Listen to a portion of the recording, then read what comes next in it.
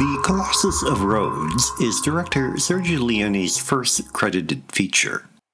Most directors are lucky to hold together a first feature with spit, sweat, bluff, and goodwill. Rhodes is an outright epic, with hundreds, if not thousands, of costumed extras running around what looks like a full-scale reconstruction of the ancient statue guarding the harbor of Rhodes. Much of it is no doubt matte work, but that's not cheap either. It is certainly a very big and loud debut. How successful is another matter. The impossibly complicated plot has two sets of Rhodians fighting for control of the island while a really bad guy amongst the merely villainous has drafted the Phoenicians as mercenaries to mix up things even more. The Phoenicians masquerade as Macedonian slaves, are you still with me? While meanwhile men supposedly loyal to the good guys work underground in chains, although that bit never makes much sense. The film is basically a sword and sandal epic on steroids with suitably flamboyant design, plenty of male pulchritude, a slinky femme fatale, and bucketfuls of violence as everyone fights everyone.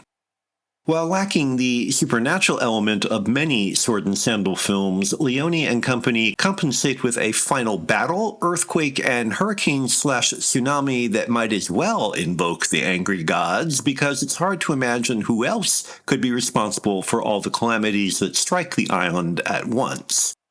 Yet, for all the exploitation of the campiest of camp genres, Rhodes takes events awfully seriously.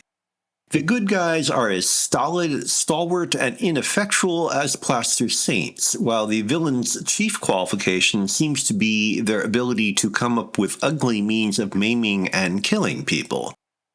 As with Leone's most famous work, the Clint Eastwood Man with No Name trilogy, the sadism is executed with great imagination, verve, and style. In keeping with most 1960s ancient world epics, the villains dress well and have nicely trimmed beards, but offers few other compensations. Furthermore, the spaghetti westerns are marked by Eastwood's brutal ruthlessness and bleak nihilistic integrity.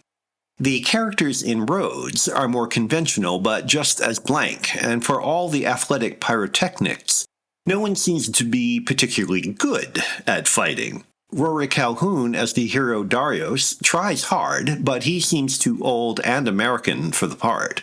Darius, both passive and stupid, more or less stumbles into being on the right side. He's the hero of the story only because the leader of the rebels is even more inept. These spicy ingredients make for a rich stew, but the Colossus of Rhodes lacks the giddy, silly charm of the average sword and sandal epic, while failing to provide anything close to a serious drama. Things move snappily enough to stay moderately interesting, but ultimately the film's greatest attraction is the costumes and the sets. Then again, when you think about it, that's appropriate. When a film is named after a statue, what can you expect?